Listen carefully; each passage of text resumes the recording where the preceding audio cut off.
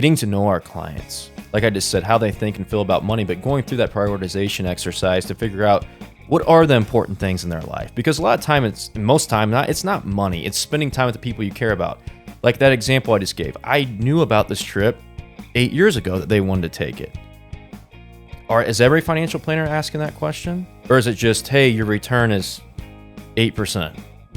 Right. And the financial plan, a real financial plan, is so much more than just about the return.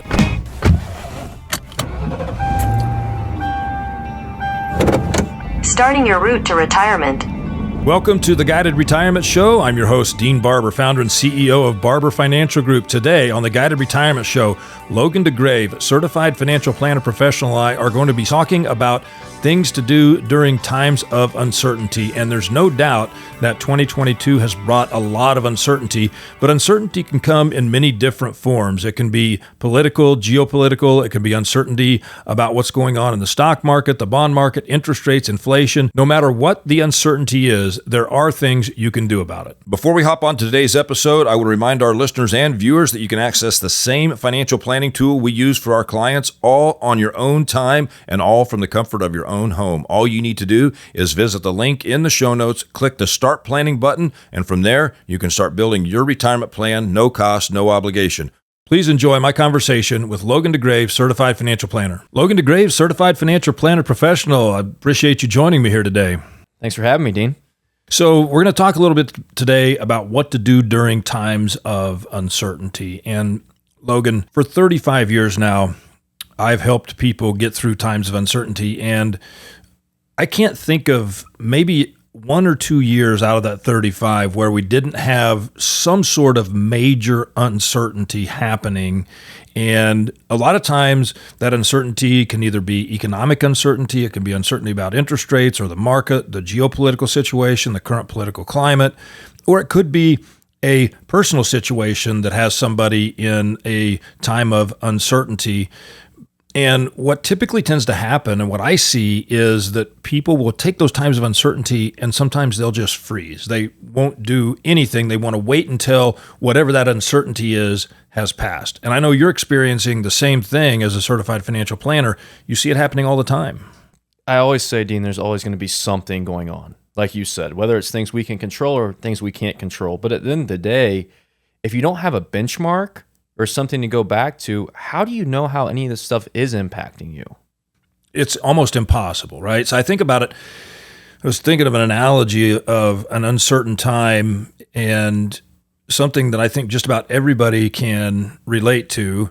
And you can put yourself into a position in this scenario that I'm going to lay out, and you could either be A, a passenger, or B, a driver. You're just cruising along, and all of a sudden somebody runs a red light. The passenger feels totally out of control because they can't do anything, right?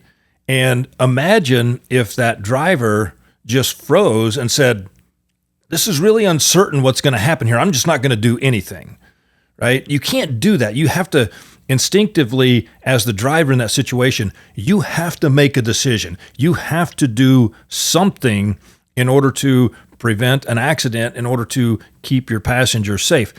But the thing is that I see with most people that are looking at investing, tax situations, geopolitical or political environment or whatever, they're sitting back as that passenger and they're just saying, let's just wait till this passes and then we'll make a decision.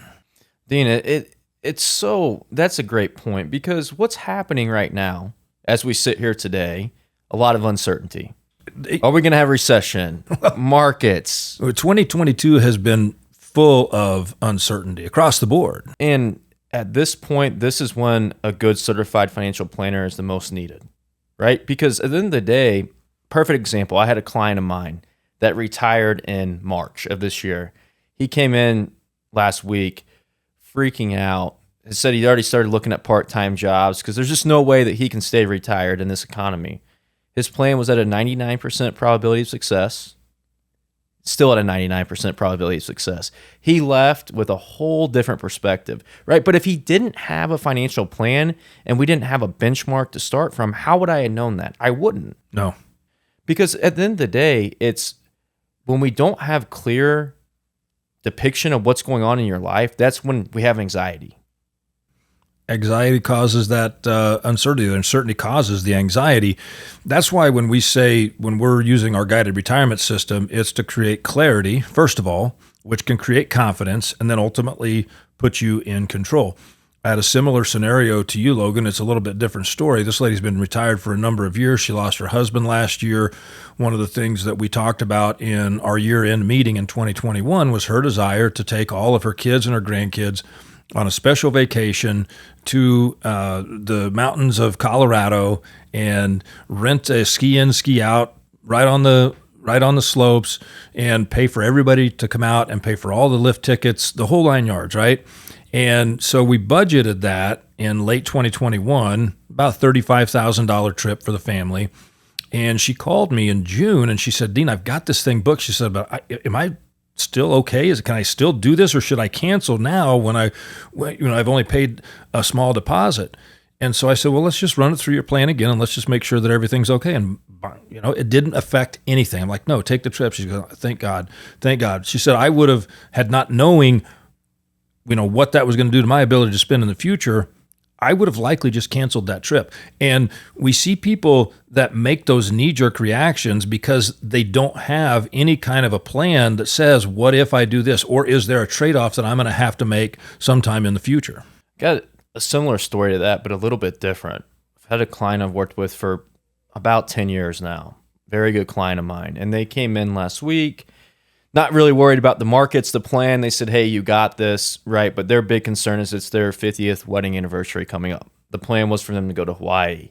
And they said, just everything going on with COVID and those type of things. And I said, look, guys, it's time to live now, right? Because what we don't want to do is rob you of the most precious commodity we all have, which is time. Because COVID's probably not going away, right? Doesn't look like it. So it was another example, but a little bit different. The uncertainty of not necessarily in finances, but what was my job there? To make sure they know of, hey, take the trip. Because, and once again, why is that important? Because when you work with a financial planner for a long time, they understand your emotions. They understand how, one, you think and feel about money, but also other aspects of life too. So I don't think you can underestimate it's just uncertainty when it comes to the plan. It's personal too. It certainly is. And so creating a well thought out plan that is in coordination with your certified financial planner, with your CPA, that they both understand what your longer term objectives are. They both understand what you want and what's important in your life can make all the difference in the world and create that clarity and confidence and control. But if you don't have that, that's where the anxiety comes in, Logan, and that's where people will make a mistake on one side or another. They'll either make the mistake and say, you know what, I'm just going to wing this. I think we're going to be okay. We're going to go ahead and take the trip, and not knowing that that's going to have some kind of negative consequences in the future. Or on the opposite side of that, they say, oh, we can't afford this because of what's happening in the markets and our investments are down 10% or whatever the number is.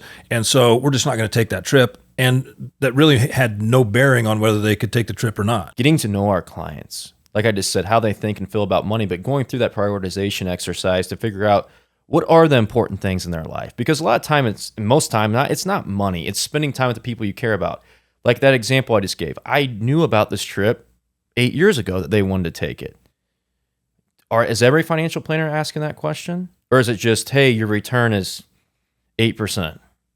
Right. And the financial plan, a real financial plan, is so much more than just about the return. I think of it this way, Logan.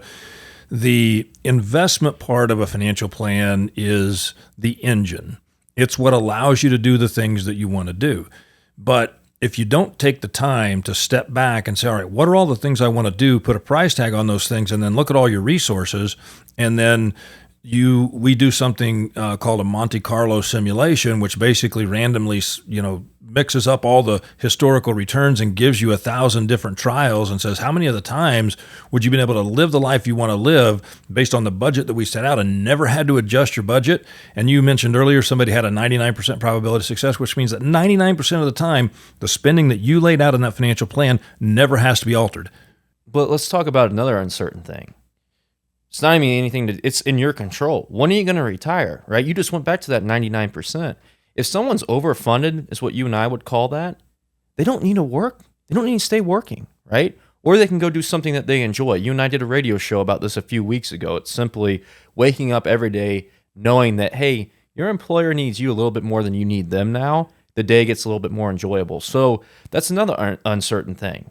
Yeah, when are you going to be able to And we talked about this. It's, well, I'm going to retire at 65. Well, because that's when I get on Medicare. I'm going to retire at 67 because that's when Social Security tells me.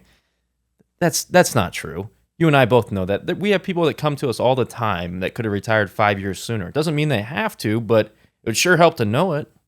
Well, and when you know that you can anytime you want to, that means you're getting up and doing what you're doing every day because it's what's important to you. It's no longer about the paycheck, right? I had same conversations. I mean, many times over the years, Logan, I've had these conversations. And one of the things that makes me so passionate about this is I have witnessed over the 35 years that I've been helping people get to and through retirement, people's emotions getting in the way. They put it off too long. They think that they got to have X amount of dollars or whatever it is, even though I can show them on the plan that, no, you've got enough to do everything you want to do. And for some reason in the back of their mind, they had this benchmark, this number that they wanted to be at as far as wealth accumulation.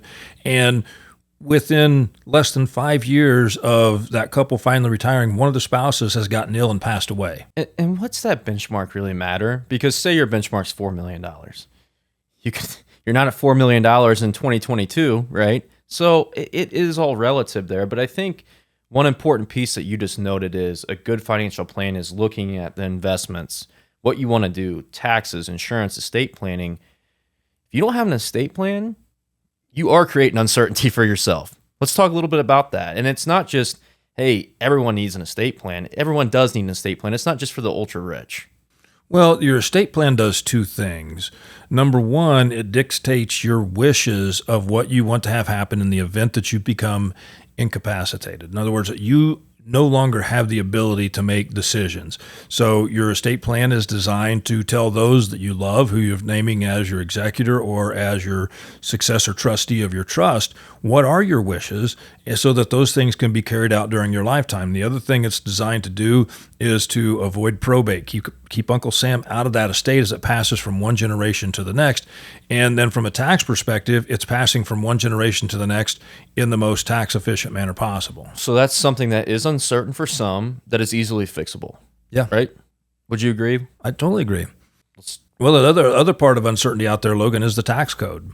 What's Congress going to do? Are they going to raise my taxes in the future? Well, we know right now that come 2026, the current tax code is going to sunset, and we're going to go back to the tax code that we had prior to the Tax Cuts and Jobs Act. And that means that almost every American is going to experience an increase in taxes starting January 1, 2026. If you're not sitting down with your financial planner, investment advisor, CFP, whoever it is, and your CPA every single year, you're missing something. And ignorance is bliss, though, right? I mean, if you don't know what you're missing, then you can just go on about your merry way and you believe that everything's going to be okay. But it's those things that get missed that can actually derail somebody's life. But by having that meeting, what's the theme of today? Uncertainty. Right. That's one thing we can control. Right. So we've talked about the estate planning. We talked about taxes, doing an annual review with your financial planner. Let's talk about insurance. That's a big one, Logan. And, I think when you start talking about insurance, a lot of people go directly to Medicare supplements, Medicare, health insurance. And why do they go to that? Because that is one of the largest budget items that people face as they head into retirement. How do you tackle that? Well, you got to go into that with your eyes wide open, and you got to say, hey, before I get on Medicare, what are the premiums going to look like? You need to get quotes. Once I get onto Medicare, do I need the Medicare Advantage plans? Do I need a true Medicare supplement? What's the cost of both? What's the out-of-pocket maximum each year? What plan works best for me? And so I think when we say insurance, that's where a lot of people's minds go. Yeah, and I think, too, it's just not that pre-retiree, that person that's close to retirement. It's the 30-year-old, 35-year-old that has a family, starting a family. It's uncertainty. Hey, I got this $500,000 term. I got some group life insurance. I'll be all right. Have you done a needs analysis to look at it? Right. That's not something that you want to guess on. But people do that. Why? Because you don't know what you don't know. Right. Well, most insurance, Logan, is sold and not purchased. And what I mean by that is the insurance industry, especially the life insurance industry, has trained some of the best salespeople in the history of the world. And they're trained to sell an insurance policy. And there are so many different types of policies that it can get super confusing. And so when you have a life insurance agent comes and says, hey, you need to do this, you need to do that, you can take this policy and buy it, and it'll pay for your kid's college, and it'll also give you money for retirement. And insurance is a risk management tool. And in some cases, insurance can be used as a tax planning tool as well. But those are two totally different types of policies for two totally different types of situations. Right. Absolutely. And you and I see it all the time. It's, long-term care. Okay. That's one of the most oversold things we see. But what you need to have a plan, because it is uncertain. If you don't have a plan and you get to that point where someone needs the care, you should be stress testing that within a financial plan. Let's talk a little bit about that, because I think that's a critical one. And there's a high degree of uncertainty in people's lives as to what is my medical need going to be in the future. Am I going to go into a long-term care facility? Will my wife have to go into a long-term care facility? Am I going to have in-home health care? How am I going to pay for that? That should all be part of your plan, right? So just as a scenario, the way that you should be planning that is you should say, okay, let's create the Goldilocks plan first. And that Goldilocks plan assumes that you go into retirement, you live happily ever after, we have good returns in the portfolio, nobody ever gets sick. Both lived to 95. Pass away within a few days of each other, both lived a long, happy, healthy life. That's the Goldilocks plan. Once we have the Goldilocks plan, then what we got to do is we got to stress test it. We got to say, what happens if the husband or the wife has a stroke at age 75 and can no longer function on their own, and they're in a way where the healthy spouse can't care for them anymore. So now they got to put them into a long-term care facility, and let's say they're confined in that for a 8 to 10 year period. Well, what does that do to the integrity of the plan, and what does that do to the livelihood of the person who is the healthy spouse? Absolutely. And you need to stress test those things. You need to have those conversations prior. And I think that, as we're working our way down the line here, is you talk about investing. Well, let's go back to this. Long-term care thing first, Logan. So what I want to say here is that if you stress test the plan and you say the first spouse gets sick and goes into long-term care at 75, the other spouse lives a long life to 95, we build out the budget of what that spouse needs to have, we build out the cost of the long-term care, and if the plan still holds its integrity and it still works, then all of a sudden what that means is that couple is self-insured. They have enough to weather that storm. If they don't have enough to weather that storm, then that's when you have to go and say, how much of that potential expense do we need insurance to cover? And then what type of insurance does it make sense for me to purchase to cover that part of the expense that I need to have covered? My favorite is the life insurance policy that has a critical care rider on it. And what that basically means is if you had a $500,000 life insurance policy, you could use up to 90% of that $500,000 while you're still alive for long-term care benefits. Whatever portion of it you don't use for long-term care, it will come to the surviving spouse or the beneficiaries tax-free. So it's the only type of policy that you can put money into and know that either you or your beneficiaries will get more out of it than what you ever put into it. So that's my favorite way of covering long-term care. And then what do? You put that premium for that life insurance policy into the plan, and did that work better than trying to self-insure it? Right, absolutely. And I think one thing that's critical, if you're listening to this, and it's you can make anyone have fear around long-term care. So you also need to have the conversation of, okay, if one spouse is in long-term care, maybe we're spending $80,000 a year on that, wherever you live, it could be different. And then the surviving spouse needs X to live. What does X to live make up? Because you're probably not doing the big traveling anymore. Maybe you're downsizing. So you need to go back at that point and redefine what does life look like for the next X number of years.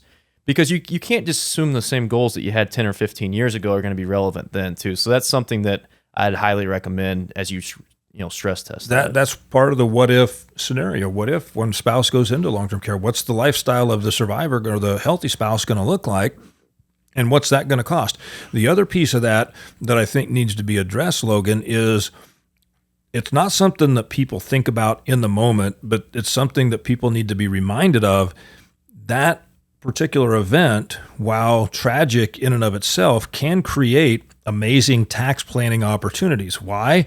Because a good portion of that long-term care expense can be tax deductible. So it can change the scope of what assets you should be spending from. It can allow us to do conversions from traditional to Roth IRA, in many cases, up to a certain level with no additional taxes due because you're getting the write-off of the long-term care expense. So you don't just go into that long-term care scenario where you got a healthy spouse and one that's sick and needing that care and just go into it focusing on the care. You need to take a step back and say, what tax planning opportunities is this creating and how can this help the healthy spouse, through their longevity years? That's a great point. And it's really kind of what we're both saying here is when you have a big life event or a big life change, you need to take a step back and redefine the financial plan and the goals and what you're looking to do.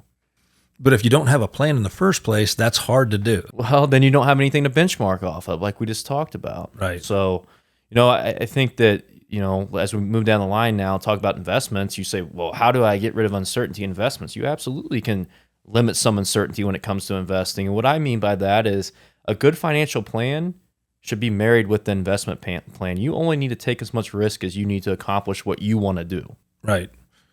And if you're taking on more risk than that, it's probably, or it should be, because you've identified a certain portion of your assets that you're never going to need, and you want to invest that like you're 30 years old again so that you can create a larger legacy for your children and your grandchildren.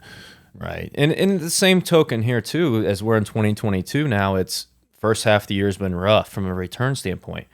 What you should have been doing the last couple years is harvesting some gain and living off of that gain right now in the form of cash. So the money you're spending today and tomorrow is not subject to what the market's doing. That's another way you can limit and help cut out some of the uncertainty there. Yeah, and again, when your portfolio value increases during good years, like we'll use 2020 and 2021, even though 2020 was the COVID year, it still wound up being a good year for the market, and 2021 wound up being a great year for the market. Well, did you step back and reassess your asset allocation and look at the plan and say, well, can I take less risk because my value has increased, or could I take the same amount of risk and spend more money in future years? Again, you talked about the one commodity that we all have the same amount of, and that's time.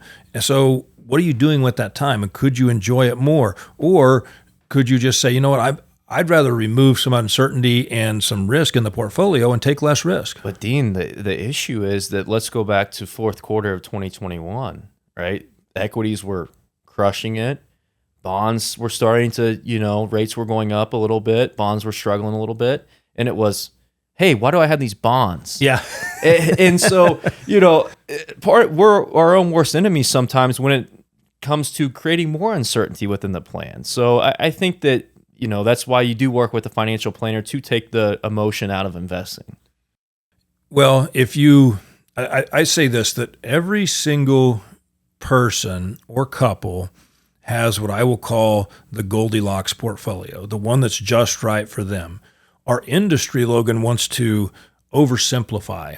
You've heard the old adage, you should own your age in bonds, or you should only index, or there's all these kind of rule of thumb types of things out there. 4% withdrawal rate. 4% withdrawal rule. None of those things should be applied to any individual. Everybody has their own set of future objectives, what they want their life to look like, and their own personal financial situation, the resources that they have. Your asset allocation, your portfolio should be customized to your own personal situation.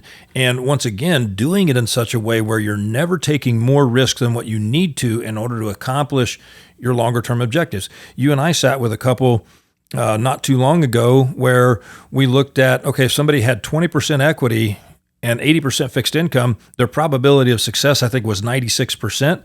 We could go all the way up to 60% equity, 40% fixed income. Their same probability of success was at 96%, but any incremental addition we had to equity beyond that actually caused their probability of success to start to drop because it increased the a potential volatility within the portfolio. And you can't, once again, you can't have these conversations if you don't know what your clients or prospects want to do with their life. I think that goes back to uncertainty.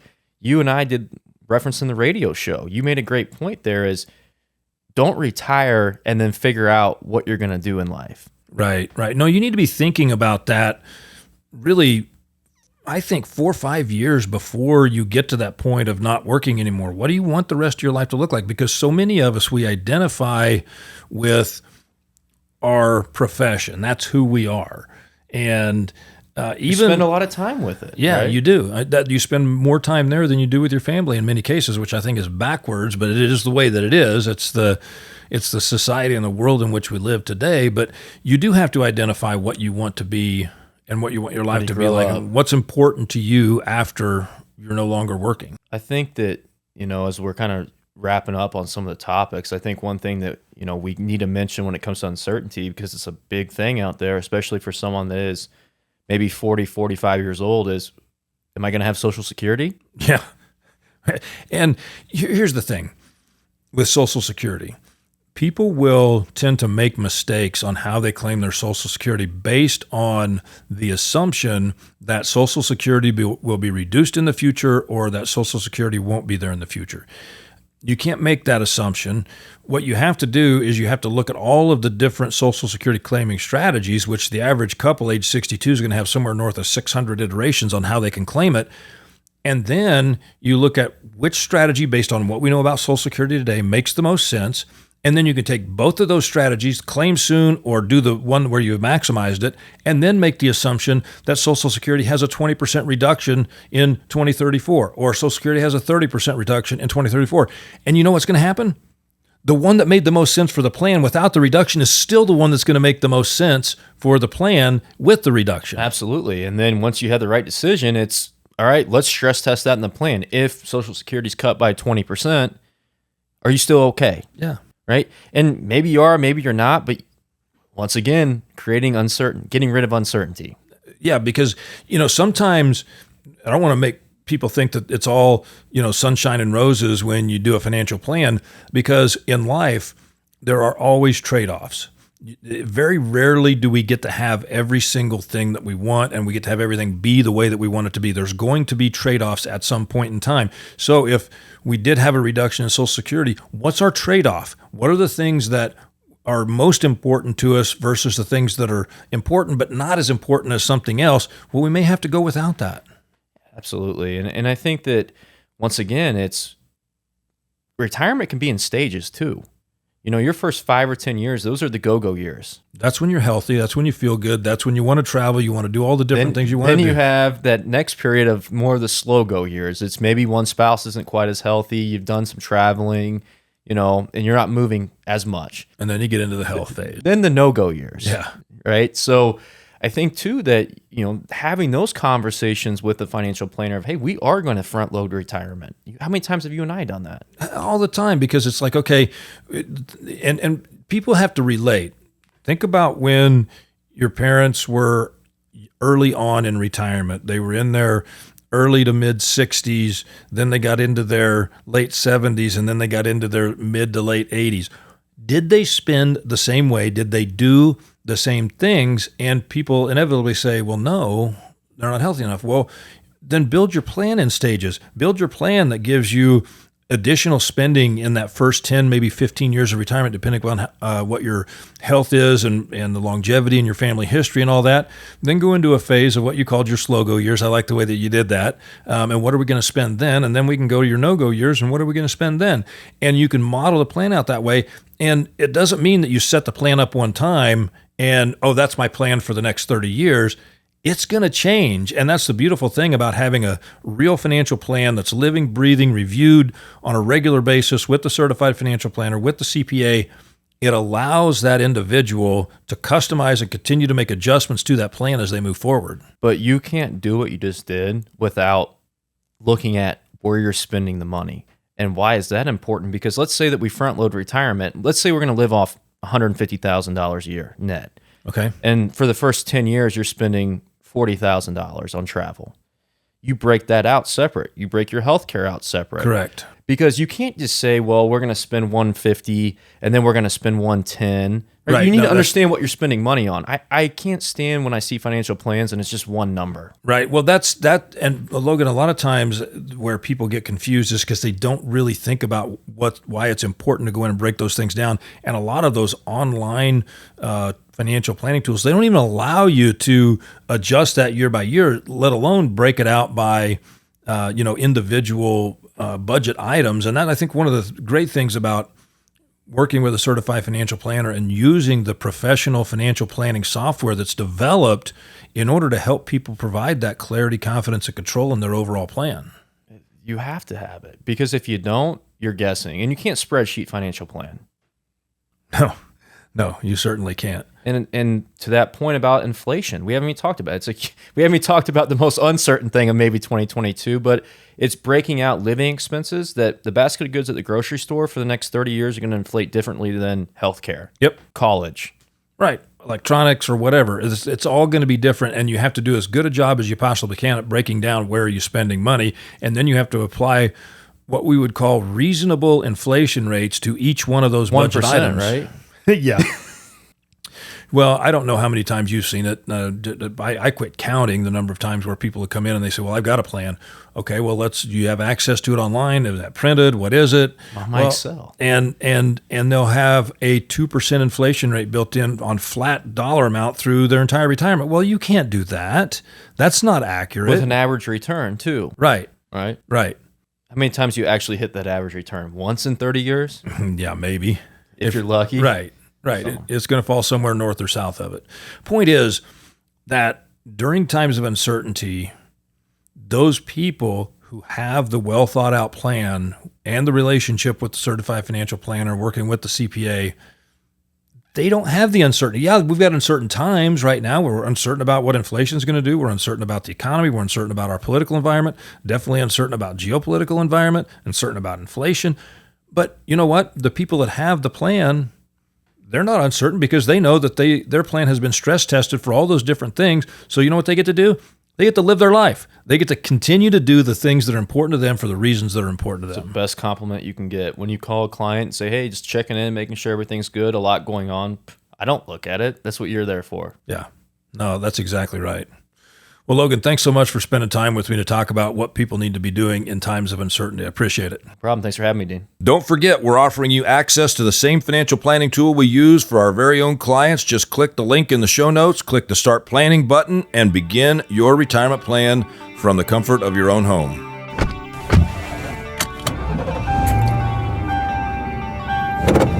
Starting your route to retirement. Thanks for watching. You can subscribe here to get the latest from the show. Also, be sure to leave a comment and share this with your friends.